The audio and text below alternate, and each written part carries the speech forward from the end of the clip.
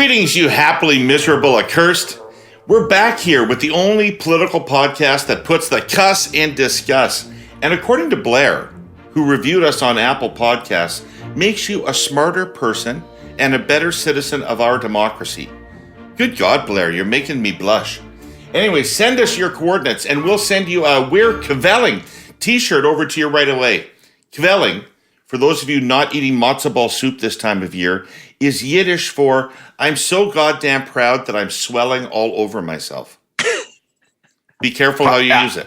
Pardon me? How you use it. All right, it's the Curse of Politics pre-Passover edition. Christy Clark is here in her somewhere in Western Canada Zoom Square. Scott Reid is here in his Lawrence Park basement Zoom Square. We have a jam-packed pod this week, so let's have at this thing. Federal budget, growth budget, affordability budget, investment budget, modern supply side budget. What's it all about? How will it play politically? That discussion is going to dovetail with our cursed clipping, Aaron Wary's piece for CBC.ca. Then we'll move on to the Conservative leadership race. Poilievre's huge crowds continue. The Poilievre documentary film company continues. Yesterday he did a 5-minute short on a small Vancouver house. And now Charest's finally on the attack. Will that work? And lastly, Doug Ford and his new jingle are on the march in Ontario. Can the opposition make any case for change in time? And we'll end with our Hey Yous for the week. Christy, Scott, great to see you. How are you doing? Great to be back. Yeah, right. Scott is cranky as ever. I'm super cranky today. Yeah. It's cranky. All right, day. tell us why. Why are you cranky? I don't, you know what? No one wants to hear it. I don't even like, if I was to recite the reasons I'm cranky, people would find them unsympathetic, and I myself would grow bored and angered by my very list. So I'm going to keep it to myself and just do what doctors tell you, which is to keep the anger inside until it explodes randomly on a stranger, and you are then hauled in and arrested. Wow. Yeah, wow. That's my play. Jesus. Christy, how are you? Well, I don't know. I'm not an incel, Scott. I'm better than that. I'm in the friendliest city in Canada right now. I'm in Calgary. So what can go wrong? And another hotel room. Canada. I was telling you, it's not that to me. Well, David, I don't know. You gotta get the right vibe. You know what? They probably think you're anti-oil. They just assume that. Yeah. They don't know you're from Saskatchewan. You know what? I don't think they like Saskatchewan people either, including the people that are there from Saskatchewan, which is half the city. I think I think they went there because they didn't like Saskatchewan. Yeah. And then they take their Riders Nation and move it to Vancouver eventually. Exactly. Yes. Exactly. Right. Which is why you get crowds at football games. That's exactly why.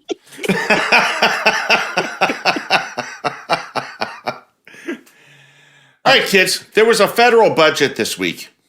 Since we last met, there was a federal budget. It was last week, the federal budget, but in the week of the Curse of Politics, it happened. Do you remember it? Peter Daniel, the DCOMS guy at Finance. Oh, wow. Used to talk about how most budgets were wrapping fish at LaPointe's Fish Market by the weekend after they were delivered, and nobody remembered them. You remember this one? What was in it? Not farmer care. Not farmer care. Yeah. It's not budgeted as far as I can tell in it. I mean, and that's the stuff like that's a real problem because you look at where the provinces are at with funding healthcare. It's eating up 50% of budgets and it's constantly growing. And the feds are now people think, I believe, that the feds pay for half of healthcare and they pay for 20% of healthcare. 80% of that budget is picked up by the provinces. And there's a limit to how much the provinces can continue to pay when the feds don't pay for pharmacare in the long run or pay for it for a while and then back out. You provinces, you provincial people, you never remember the tax points that were transferred to you back in 1976 to help pay for this. I know. Right? I was 11. I can't be held responsible for that. And I think it's more like 22 to 24%. So back off, Madam Premier. Depends on the province, Scott. Some provinces have been as low as 19%. So budget is the most important economic statement of the government. Sometimes it's the most important political economic statement of the government. What did this one say? I think it said Santa's in town. Come sit on my lap and enjoy the gifts I'm going to promise you. And, and then, mid-year, you're going to have to pay for that somehow. Like Santa isn't giving us all this stuff for free. We're going to have to pay for it. The money has to come from somewhere. And I know it really does sound like an old person's thing, but it's our kids, I guess, that are going to be footing the bill for all this stuff. And Canada's not going to be able to sustain this debt over the long term. You can't finance all of your it's like you can't redecorate your house on debt if you can't pay, if you have no plan to pay it back. In fact, no bank will finance you. And I do think, like, for me, they don't say it in the budget, but that's where we're going to end up. Scott, what made an impression on you? Well, the debt management strategy of the government is the thing I worry least about. I actually think that they've been reasonably responsible on that. And I get Christy's run. There's no such thing as Santa. We're gonna have to kill some elves for all these toys. I don't know, whatever. It's a cheery fucking run you went on there. But to me, what I thought, and I've had a couple conversations with people who work for Freeland and, had some pushback from people, and it's caused me to sort of, make sure I've thought things through and try to be fair. But I still think that fundamentally it's kind of as much as there is in it, it's as much fundamentally about what this budget is not as what it is. So it is not, as people feared, the out of control, reckless spending budget. There's still a shitload of spending by any historical standard. The level of spending is substantial, but it's not what we might have feared, and it's also not what was telegraphed by the government. The government actually over telegraphed the amount of spending there would be in it, and then spent less. Like, for example, on defense and in a couple of other areas. But on the other hand, it's also not the affordability plan, and certainly not the growth plan, I don't think, that the government wants us to claim. And that's where I got some pushback. Some friends in government came back to me and said, hang on, right? You don't see the whole picture in terms of growth. First of all, we think the housing stuff will help fuel growth insofar as you can't have high levels of immigration without housing, and that's inherent to a human capital growth strategy. And there's a logic there, but then you have to scrutinize the housing elements and say, well, are they going to work? And I'd like to come back to that. And then second, the actual so-called growth elements of the budget, like, to me, it's like we got the Canada Infrastructure Bank. We've never been able to put enough electricity through this fucking thing's body to get it to rise off the table and break out of Castle Frankenstein. So, that, and to that, we're going to add like an innovation and investment fund. I don't know precisely what that is. I don't know how that architecture fits with, Invest Canada, all these other sorts of things. We're going to refund the super clusters. Now, maybe not as much as the super clusters people wanted, but again, I think the record with them is kind of spotty. And then we've got this new growth fund, which I'm not certain what it does precisely. And so the one asterisk I will say is that an argument was made to me as to how the growth fund might work and what it could do. And I kind of go, okay, well, if those things come together, then maybe it's more innovative and interesting than I think. But I fear that it's such a programmatic response. Like it's just,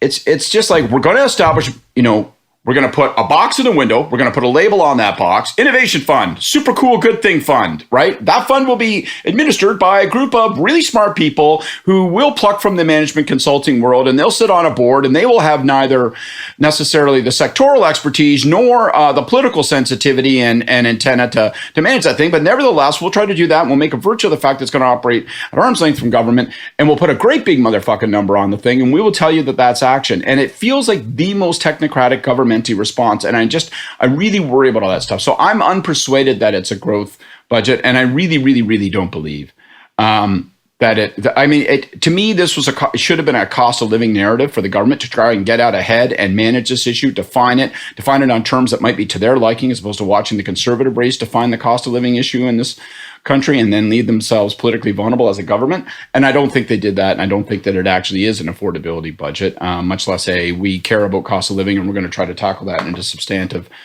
thoughtful way. Well, lots of threads to pick up there, but let me just spend a minute, if I could, on this fiscal business. And maybe nobody cares, and maybe it doesn't matter. because maybe debt doesn't matter anymore, and maybe everybody in the world's doing it, so who gives a shit? And maybe it's all financeable. But as I looked at the fiscal track, and I'm not an expert, it looked to me like they had, at the end of 5 years, a relatively small deficit of less than $10 billion, and they had a declining debt to GDP ratio. That fiscal track is dependent upon no more spending. As Christy said, pharmacare is not in here.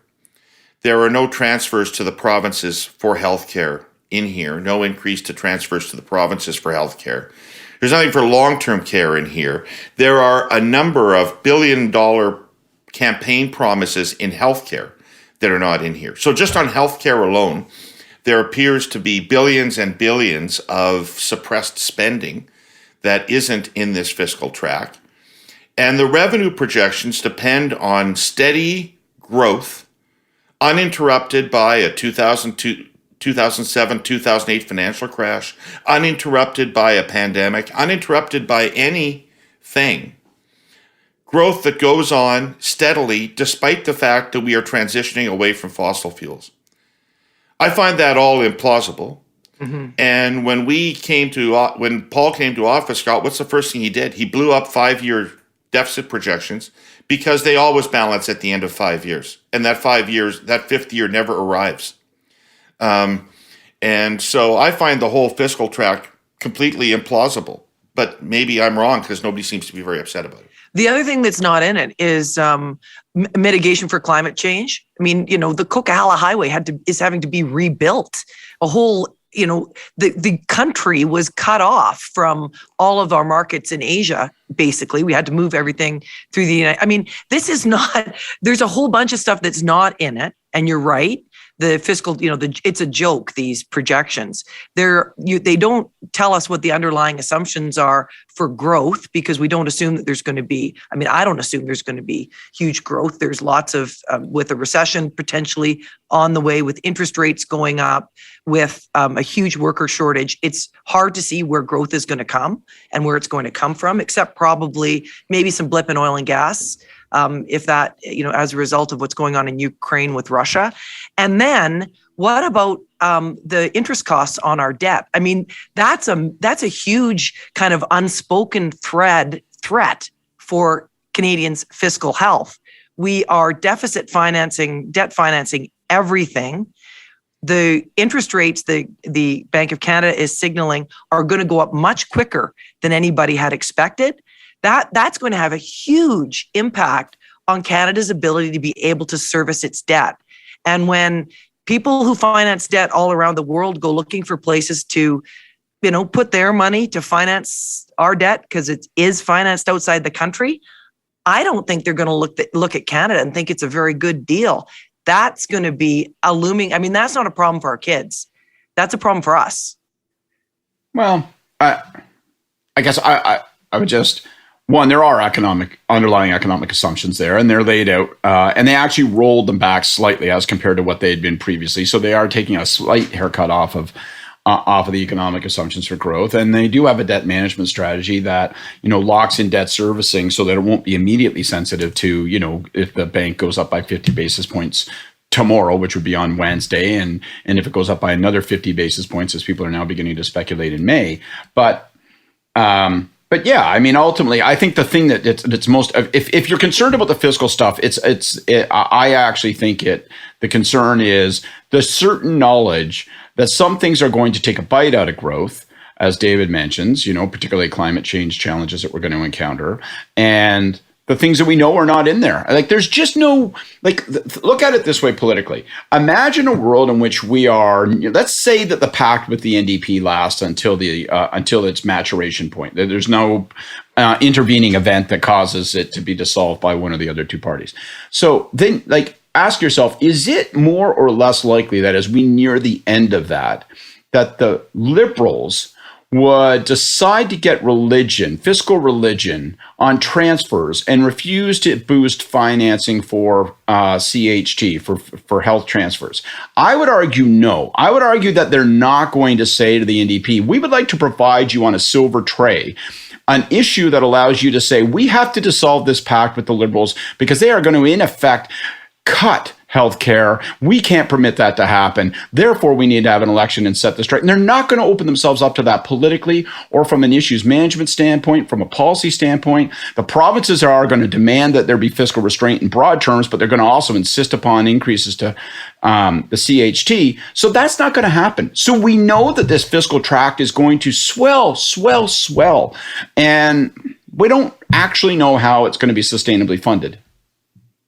But they don't want to be that, right? Like they did. What's interesting to me is how they're trying to position themselves, because I don't know whether they're positioning against the deal with the NDP and some of the reaction, including from us, that came about that, or whether they're moving in response to other things. But they actually had a pretty big spending budget with a big social policy centerpiece of dental care. And yet they wanted us to understand this to be a moderate, centrist, responsible financial document. That's how they tried to position it. I'm not sure the facts support that, but that's how they tried to position it. So what do they want to be? Elected? No, seriously. I think that is the only guiding principle of this government is stay elected, come hell or high water. I don't think that I can't detect any underlying ideological or principled track in this government at all, except, and their plan seems to be spend money, give people, have an announcement in every budget that's big and sexy and, juicy for people, and hang on to power for as long as you can by continuing to do that. And, we all want to stay elected, but there are lots of governments that manage to stay elected by, having a guiding principle that underpins them and sticking to it because they got elected because they actually have things that they want to do. They actually have ideological beliefs that guide them. If you carefully scrutinize the record that David and I bring to providing advice to senior government leaders, you will not conclude that everyone wants to get reelected.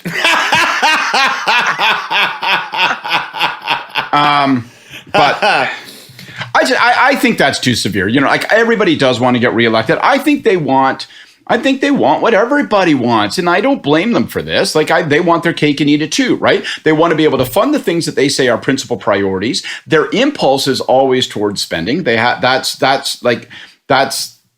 thesis. They also think that keeps them politically buoyant in terms of where the spectrum is right now. But at the same time, and don't forget the personal dimensions of this stuff, and David, you and I know it, and Christy, you would know it even better than we do, right? But when you're developing this budget, like the Minister of Finance, Chrystia Freeland, is thinking to herself, I'm sick and fucking tired of having people say that I don't have an operating thesis, that it's just spendthrift bullshit. So she wants to be able to present it and will convince herself that it's both true and also good politics to position it as a more moderate, more back to basics, as they originally tried to signal, kind of document. She wants to be able to sort of say, so we have the alliance with the NDP that provides us with some certainty and stability and allows us to pursue common priorities. But we wish to preserve what David Herle tells us we must, which is a centrist perspective that's more moderate when it comes to economic management. And the challenge, I guess, is you can say that. You can say that it's an affordability and growth budget. You can put that on the goddamn cover, but I don't know that the facts hold it up. And I think the facts will get betrayed as we go further down this fiscal track. I also want to say, David, your 2-year rolling targets thing, and now we're going to totally sound like everybody ought to go back in time and do what we did. But I was thinking about this with the environmental and net zero plan too. Most important accountability mechanism you can put in place. I think, like if you really want to, and it requires, unfortunately, it does actually create accountability, which is why you might want to skirt it. But I think a really interesting question is, why wouldn't we ask of government that at this moment, both from a fiscal perspective and from a net zero perspective, in terms of those two mammoth plans that the government is telling us are sort of directing the great ship of government right now, why wouldn't we say, well, actually give us 2-year outlook so that we can hold the measuring tape up sometime other than in the distant future? I think that would be a good mechanism, a good disciplining mechanism. You hurly-burlyites have been listening here long enough to know there are a few things that are a complete anathema to me. Almost any kind of green vegetable. the dubious rock and roll canon of Billy Joel, the falsities of virtue signaling. Meaningful actions with lasting social impact have always meant more to me than hollow words, no matter how fashionable those words may sound in the moment. Call me old school, but I prefer real purpose and the behaviors that make good on that purpose. It's reflected in my personal life, my professional life, and I'd like to think it's even reflected in how we envision both the Hurly-Burly and Curse of Politics podcasts, and extends to the kind of advertising we take in here. Which brings me to the presenting sponsor of this podcast, TELUS. TELUS, as I've talked about here before, is a company that has always been driven by social purpose. They believe in social capitalism. Doing good business is also doing what's right for people and the world. The success of one feeds the success of the other in a real virtuous circle. So that's what we're going to talk about in this space for the next number of weeks. TELUS's environmental, social, and governance, or ESG for short. In an era of so much conspicuous corporate greenwashing and virtue signaling, so many very nice sounding words, we're going to boil it down to TELUS's specific actions, what they're actually doing with their world-leading technology and their compassion to drive social change as part of a successful bottom line. In healthcare, bridging the digital divide, community giving, carbon footprint reduction and caring for the environment, agricultural tech for better food outcomes, the world's first sustainability-linked bond offering. There's a lot here. If you want to get a head start, you can find it all in their just-released Sustainability and ESG report at telus.com/sustainability. You know, it's interesting, as you're talking about that, I was thinking back to 1980. Hey, listen, kids, that was 42 years ago. Oh my God. I was thinking back to 1980, and I was old enough to be aware of what was going on around me at that point. So that's how fucking old I am. But in 1980, when the government brought in the National Energy Program, they actually paired it with the budget. And because they understood that it was absolutely fundamental, their plans for energy, absolutely fundamental to the economic plan for the country. And so they actually integrated the energy policy with the budget. Kind of feels time for that, doesn't it? With energy policy again and climate policy. I mean, how can it really be divorced from the economic plan of the government? It feels almost like it should be integrated with the budget. Well, and I would, the part of the thing in 1980 that I regret is that it would have been great if Alberta and Peter Lougheed at the time had insisted that resource revenues from Western Canada, or resource revenues in Canada, be earmarked in the budget. I mean, it's a budget, right? Governments can spend whatever revenue they get from wherever they get it. Like, we all know that. But that you could actually see as a line item what the numbers were from oil and gas, in particular in Canada.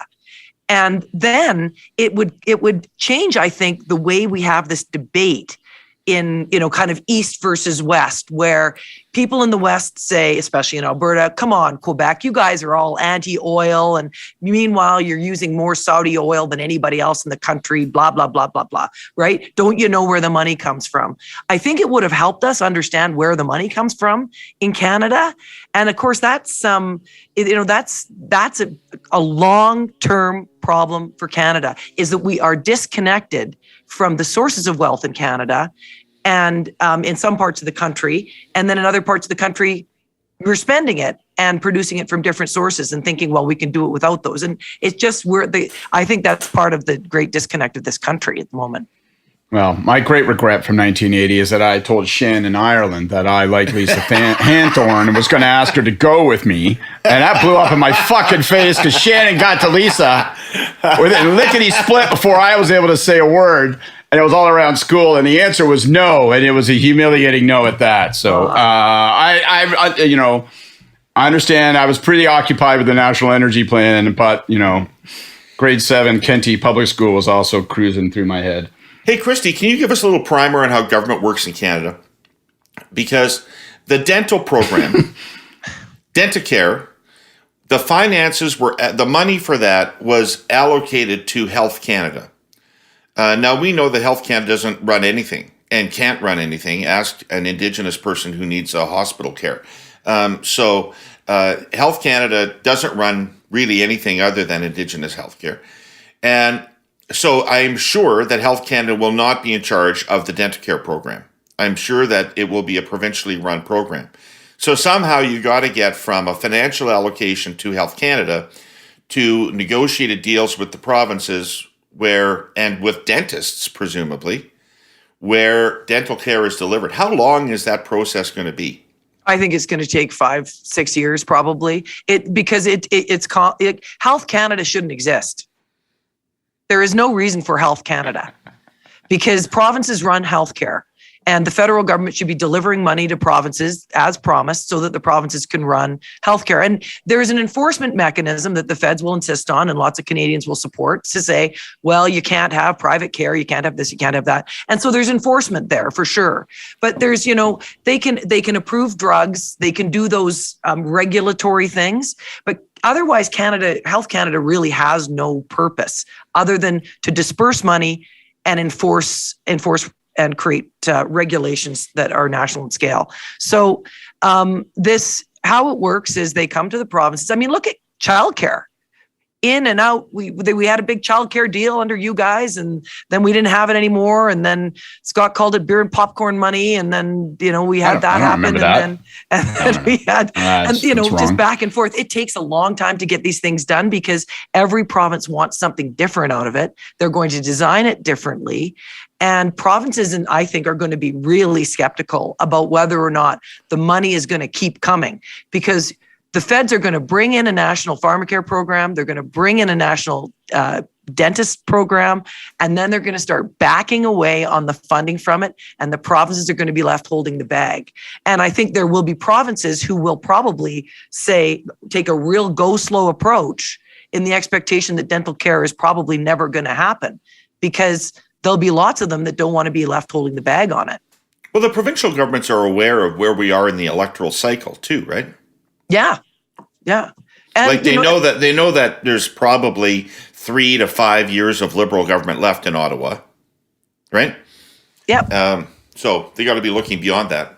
Yeah. So I think what they'll be doing is they'll be saying, well, we want the program. Of course, it's great to have dental care. Nobody's going to come out against that.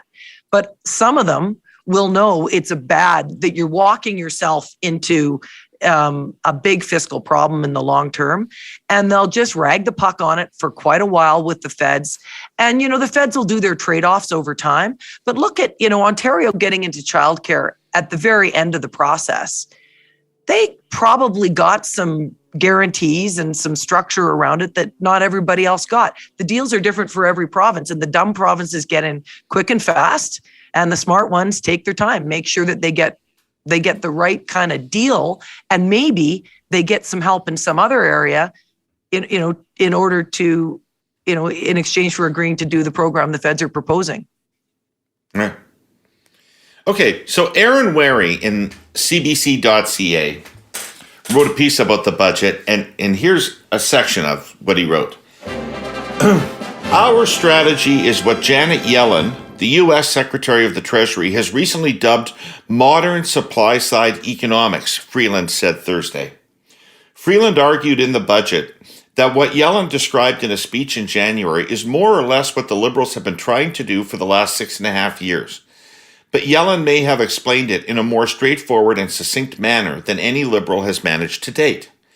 Modern supply-side economics prioritizes labor supply, human capital, public infrastructure, research and development, and investments in a sustainable environment, the Treasury Secretary said.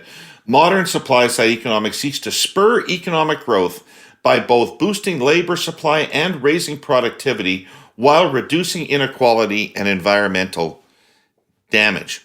So, I don't know anything about modern supply-side economics, but I do know that feels, Scott, like the fourth way they've described this budget. Yeah, so I have two objections. One is that for sure, I mean, there's been a host. So let's just go at that level in terms of the overall characterization. I mentioned that I had a conversation with someone in Freeland's office, which was really thoughtful, and it was good of them to reach out and indulgent of them to take time to talk to me about it. But one of the things was they said a number of things that I had not heard elsewhere, right? Like it was a conversation where they took 30 minutes and they sort of said, so here's what we're thinking. Here's how some of the parts go. And I might agree or disagree with some of those elements, but there was a coherence to some of the argument that I have not found. And so there's been A lack of coherence, a lack of consistency. It's presented as a back to basics budget. Then it's presented as a defense budget. Then it's affordability and growth. A bunch of the measures seem to belie all those things. Oh, by the way, hang on. We have to put all of that stuff on the shelf, because what I really need you to know is that it's a housing budget, because that's a paramount concern for people. We can't figure out a way that we can address affordability really granularly. So we're going to actually say the housing is our affordability mechanism, and that shows that we're sensitive to it. And now there's this. And so I have a Stratcoms beef, right? And I think that these Stratcoms issues are going to become extremely important, because when I look across the aisle and I see the kind of content, we're going to come to it later, and the messaging that we're hearing from the likes of Pierre Poilievre, I say to the government, get your fucking act together when it comes to telling a story about what you're doing and why you're doing it, because this isn't compelling, much less consistent. But my other objection is just and this is where, you know what, sometimes actually we shouldn't apologize about being old, right? I'm old enough to remember, right, this whole thing. And I'm not talking about supply side economics when it was about Reagan and tax cuts. I remember when Robert Reich, who became the principal economic advisor to Bill Clinton, until then he was kind of downgraded to just labor secretary guy, and then he was kind of shoved out. I remember when he wrote this thesis. Great book title, by the way, for a guy that happened to. Locked in the Cabinet was his title of his book. Yeah. 30 years ago, at least 35 years ago, he wrote this whole same thesis. Infrastructure spending, R&D, human capital. There's nothing new about this. And this idea, it really bothers me that, this instinct to dress up, this eternal desire to spend and characterize it as some novel, intellectualized, rationalized economic theory. It's not. And so you get in the course of the fourth time you're talking about the budget and looking for the fifth reason and way to characterize it, you can reach in and say, well, this is what's happening. This is on the vanguard of new thinking. You're an asshole, Reid. You're so old. You're not thinking about this stuff. This is not new thinking. It's not a new theory. And I'll tell you what, it's susceptible to the exact same problem that the Reagan tax cuts were. It is the exact same thesis, because if you have a supply side play, eventually you're introducing more stimulus, whether it's by way of tax or spending, than you can afford to mount. And the payoff will not be commensurate with the commitment. It's just the way. So don't tell me that you're smarter than the rest of us and you figured out a whole new fucking way to box the compass. You haven't. This is just the same old goddamn thing with a new word slapped across it. Just drives me bananas. Sorry, I'll stop now. Yeah, no. That was great. That was great. Christy has nothing to say. She just sat back and enjoyed that. It's a supply side pod. What we're doing is we're providing you with a surplus of human capital expression, and we think it's going to pay off with a monster rise in subscriptions. I don't know. We'll see. So my guess is that most of you never gave much thought to the phrase supply chains before the pandemic set in. My further guess is that most of you have absolutely thought a great deal about the subject in the past year or so. I certainly have. It's entered the lexicon. We have discovered the fragility of our overseas supply chains, and because everything is connected to everything else, we've seen disruptions in our North American networks. And Canadian manufacturers, which are heavily reliant on foreign suppliers for crucial inputs and on foreign markets to sell their products, have turned out to be especially vulnerable. So the last 2 years has been sort of a brutal education. Now, you've heard me say here before that there's no more important player in Canada's supply chains than our sponsor, CN. The economy is basically supported by rail transport. Pretty much everything moves by train. Anyway, there have been some recent developments that should help CN do its job better, which is nothing but good. Earlier this year, the federal government created a national supply chain task force.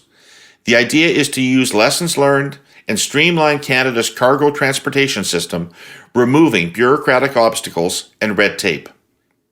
Then, last week's federal budget contained several measures to maximize the flow of cargo by road and by rail, along with some helpful improvements to the vitally important seaport of Vancouver.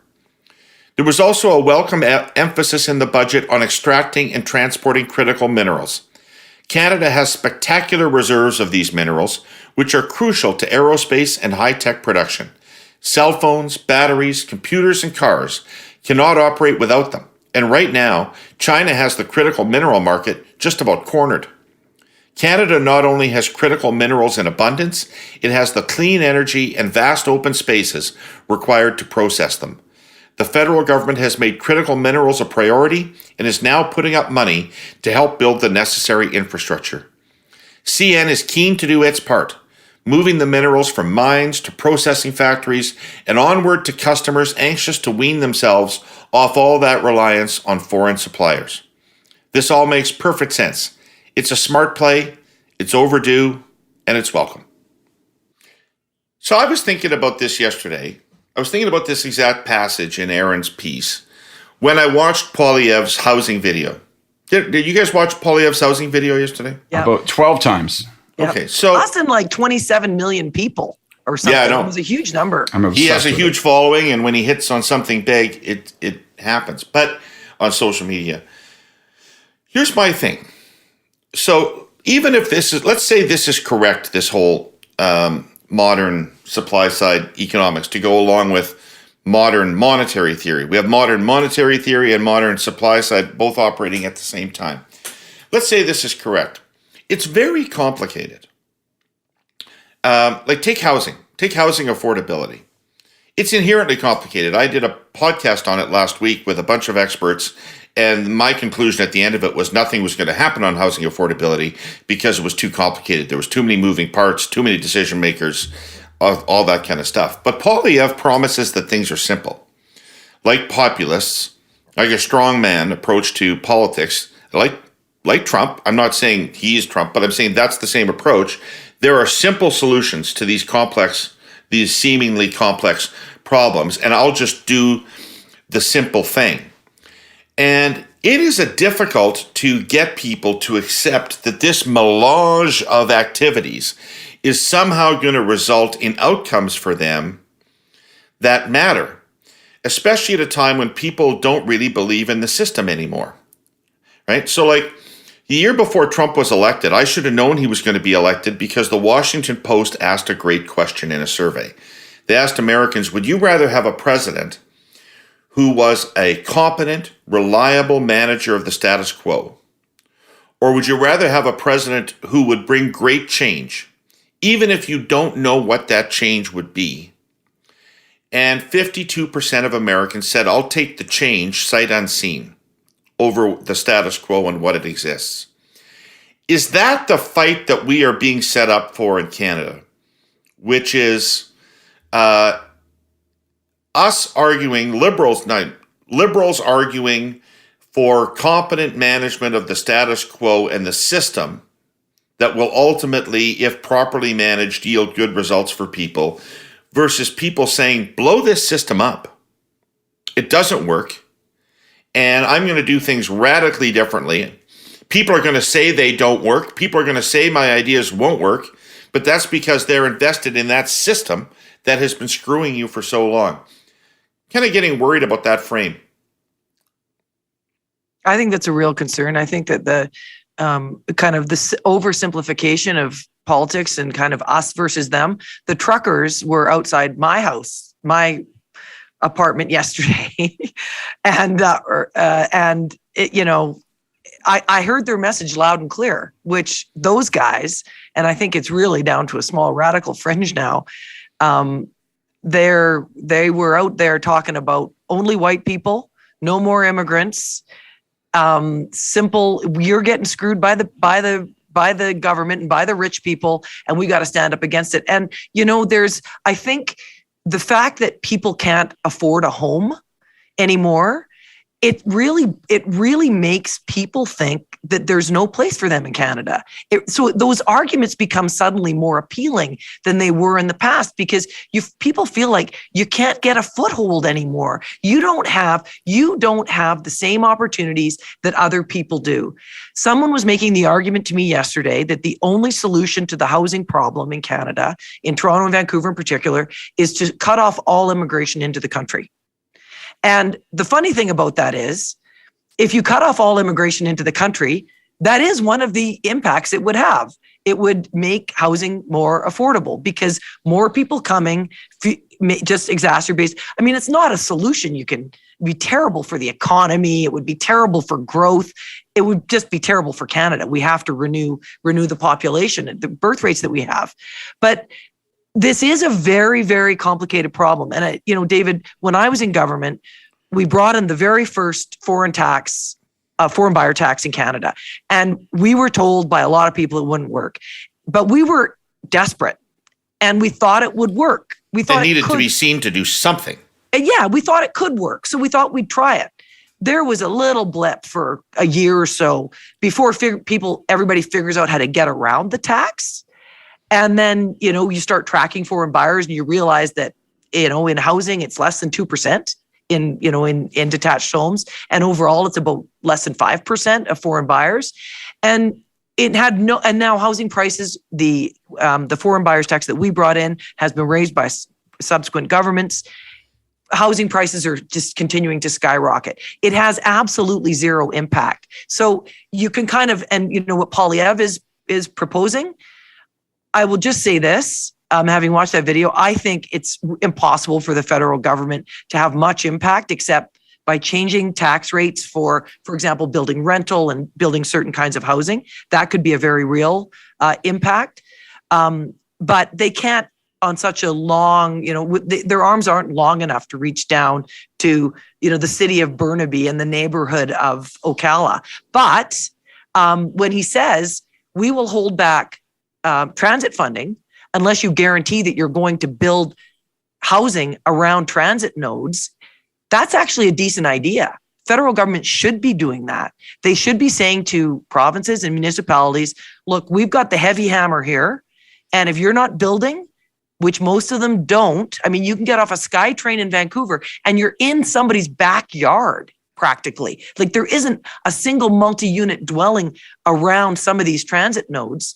That would make a difference. So there's some ideas in there that they can do that could make some impact, but ultimately it's going to be municipal governments that have to figure this out, not federal. I'm going to take a pass on the housing stuff. I have a whole bunch of views about the housing stuff and what would work, but I'm not. I want to go. I want to not jump into that right now, just because I want to pick up on your broader point, David, about the way that Poilievre is communicating and messaging and presenting, and the contrast that it harkens. And in many ways, and so housing is just an example in the sense that that's the issue that he chose. But we did have a budget, which is a mammoth government-funded, every resource of the federal infrastructure committed to telling you something about the problems out there and the solutions that your Liberal government is providing, versus a video that's done by a guy with a camera and presumably, a handful of people who know a thing or two about how to tap a keyboard on a computer. And I think he won. And I think he won, and it says to me something not just about what we're saying. It isn't just about the simplification of messaging, but it also tells us something important about medium. When we were doing this, we introduced, for Paul, in 1995, we introduced this idea of the fiscal update. And we really introduced it because we felt that we didn't have an inherent natural platform to say to the country and to those involved in opinion formation and leadership, here's how we see the problem. And we're going to take some time and break it down. And that's going to provide you with a notion of how we're going to tackle the problem. And then we're going to give you a budget speech 5 months from now that will be at the other end of that rainbow. And it's going to tell you what the solutions were, but also hearken a lot on the way we saw the problems and how we see it. I don't think the budget did that. But it's not just a condemnation of how they did budgets and the old man. I don't think the medium permits that. No one's watching the budget speech now. These guys haven't committed themselves to these news. And then you take the networks don't show it. Networks don't show it. So there's no articulation of the overwhelming thesis. It goes back to my conversation with my friend in Freeland's office, when she sort of says, well, here's the story on the growth. And I mean, that conversation by definition started with, here's what we think some of the challenges are. This is what we can do. This is what we can't do. This is why we've made these choices. That narrative, it didn't exist. It wasn't. But Pierre, and this is where I think it's more it's more concerning in a certain way than Trump, because it has aspects of the populist Trump strongman play, obviously, in terms of the way he presents and all that.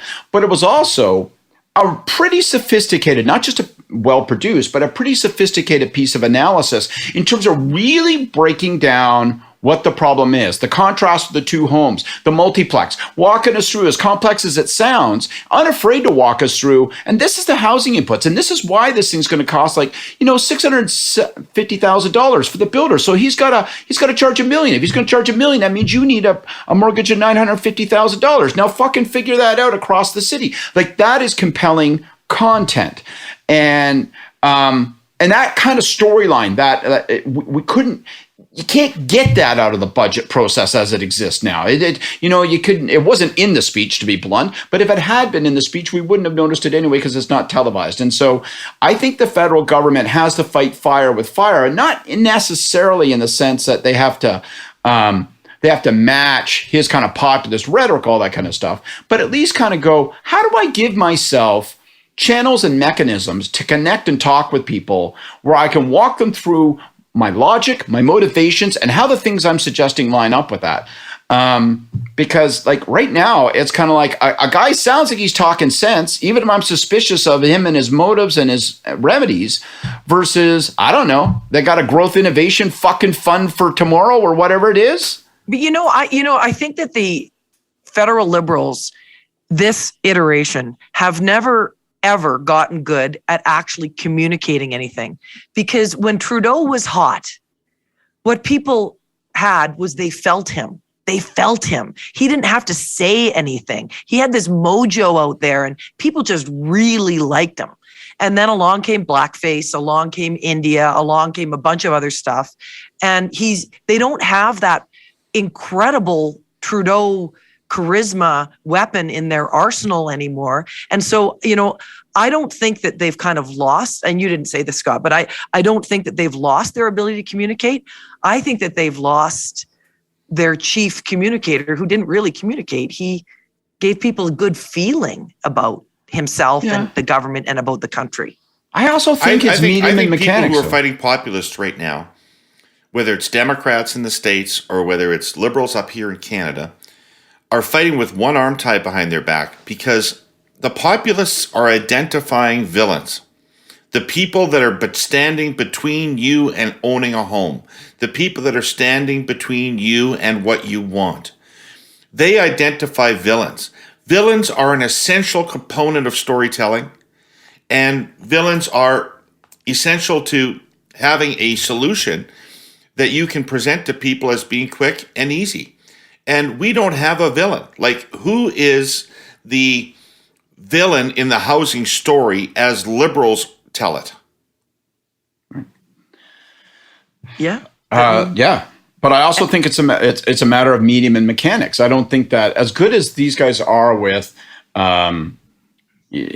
directed content, I think you have to ask yourself, well, how do I do? I mean, what you're really saying, David, is it's a problem solution. It's the oldest storyline in the world, problem solution. Part of the problem is there's a villain, right? There are people and things and forces standing in your way. And we as a government are dedicated to saying, you're fucking right, that's there. And I'm going to tell you how we move that boulder out of the way, or we get those people off your back. And right now, it doesn't feel like there's a medium to tell that.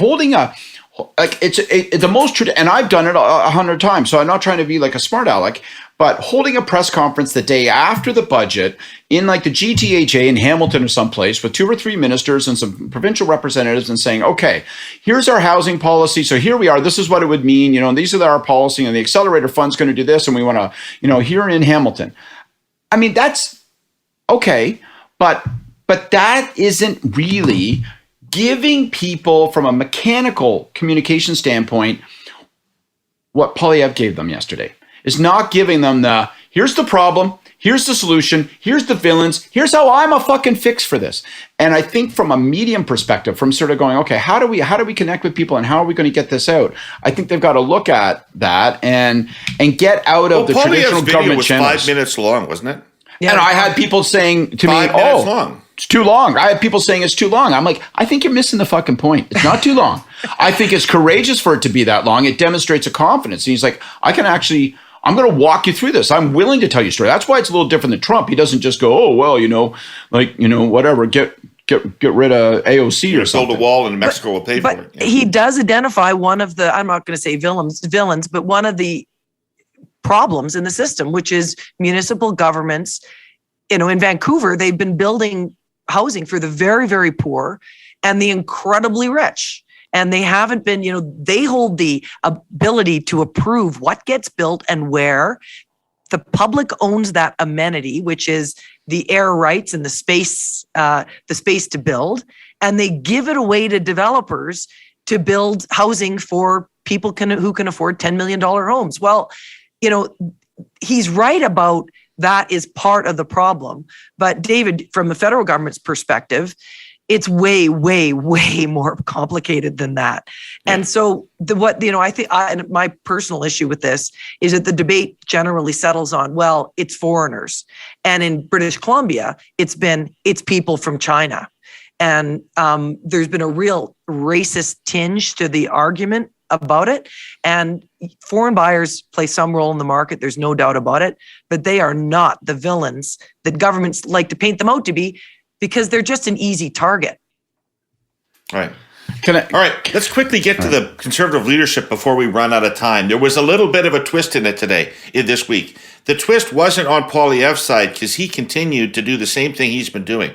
Show up in rooms that are full and speak to the overflow crowd in the parking lot outside the room that was full. His campaign looks like a really good general election campaign. Never seen a leadership campaign that looked like it. Let me just say that. But Charest showed up this week. Not with a ground game. There's still no evidence of a Charest ground game, but he showed up in the air. And he went after Poilievre several times over a couple of different things. But over Poilievre's support of the convoy and the occupation of Ottawa, he said that was disqualifying from public office, which got a lot of attention. How do you think that's going to go over? How do you think this latest salvo from Charest is going to work, Christy?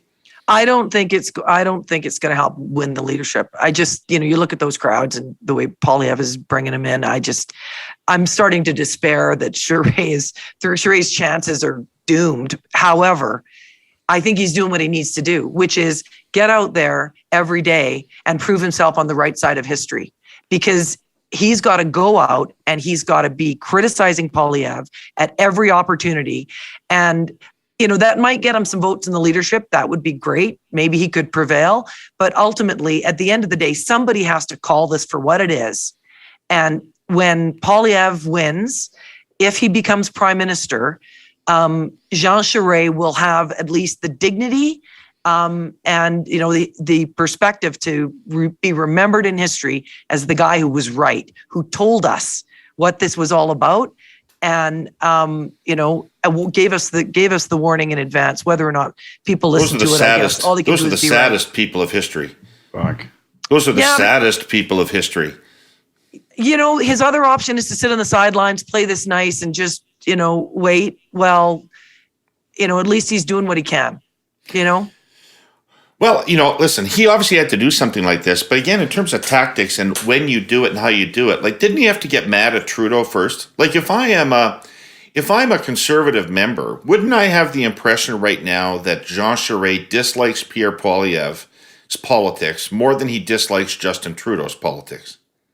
Because he hasn't attacked Trudeau with the same venom and vitriol that he attacked Poilievre. And in fact, most of the policy positions he's brought out are well within the wheelhouse of this government.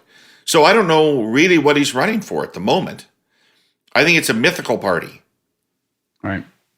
I guess. Look, I think the interesting thing about this, because I agree with Christy's first point, which is that it's not going to help Charest win the leadership, which I guess is also your point, David, really, if you boil it down, what you just said is that I suspect he's doing it because he has to. I suspect he's doing it because he's outraged, but I don't think it's going to be effective in terms of the leadership race, and I don't think there's a lot of comfort in being the most dignified loser in the graveyard. People say, "Hey, that guy right there, that tombstone's correct." So whatever. I think I think it provokes a more important question that reaches beyond Charest, which is, how do you fight Poilievre? How do you fight him? And it's not a simple problem. And I think that the smartest minds in the Liberal Party should be thinking about it and figuring it out right now. And I'll just start the conversation with a couple thoughts. One, there's a deplorables problem, and people had better face up to it right away. So and I've been so guilty of this so often, but as tempting it is to say, this is all bullshit, these people are wrong, the people who believe it are wrong, this is fucked and evil, that's not going to get you anywhere, okay? Particularly if it comes baked on top of the layer cake that is kind of the smug and superior tone that so often bleeds out of this federal Liberal government. If you were more like me, you'd be more right, and you'd be more better, and you'd be more awesome, right? You just can't do that. So that, we got to be very careful. It restricts and makes very complex how you fight the guy. Second, there's always a go high, go low sort of debate. I don't think you can pick. I think you got to go high and go low on the guy. And so here's my fundamental suggestion.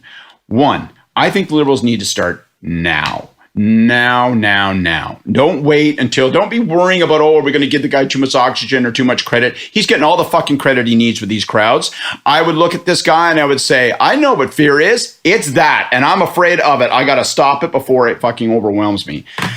So I'd go low. I would start having, independent channels, create independent channels and platforms, start highlighting all the warts and badnesses. Can I just stop you for a second, Yeah. Scott? Because we're getting close to the time, and I just want to interject this thought. One of the key elements of that is understanding it. And the Liberals I talk to have no fucking idea why anybody would support Poilievre, and not much interest in finding out. Right. And so you got to come to. So I'll be real fast. The two parts, the go low part, I'd start right now and start hammering. He's got a greatest hits of bad shit out there. And I would start finding ways to get that out and sharing that stuff. And you put that out, third-party mechanisms, all that kind of stuff, and just start seeding the environment with that. So the people that are dubious and might be worried by that, they start to see that content. That starts to become part of his political identity. You can't let these crowds in this successful-looking campaign be the entirety of his identity, as he's more or less introduced to most Canadians. The second thing is the go high thing. I'd be fact checking him. I'd find a way to, he does that video yesterday, I'd have a video up today with someone saying, now let's break it down. Here's the problem from our perspective. And here's how it is.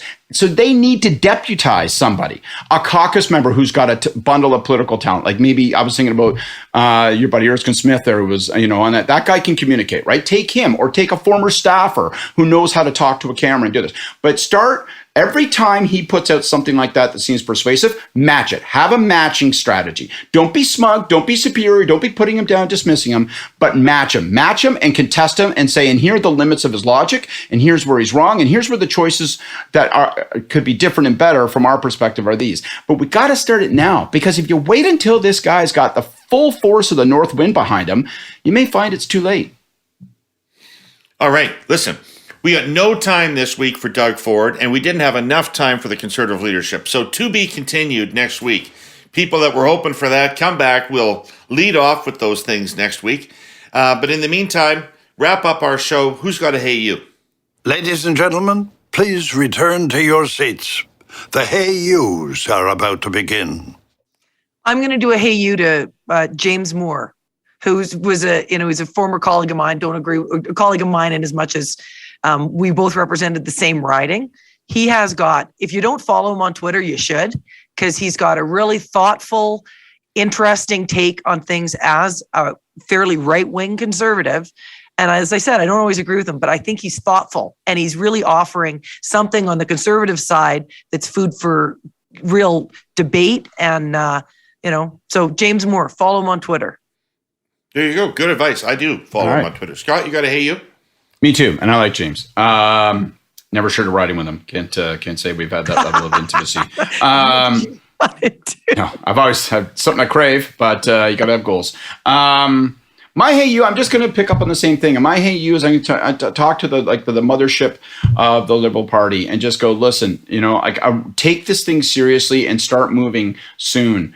And I just want to underscore, deputize somebody, right? Like if he wasn't in cabinet and had such a senior role, right, I'd want it to be Dom, right? But take somebody with that kind of bundle of talent, someone who's got some charm, some wit, right? Somebody who's able to, take complex ideas, communicate them in a way that resonate and impact with people. Someone who understands, right, the ability of speaking to the audience and not just telling the audience, not talking to the audience as though they need to learn something, but rather connecting with people and persuading them. And I just think that job has got to start right away, because you got to be punching Poilievre in the head and smacking him in the shins all the time.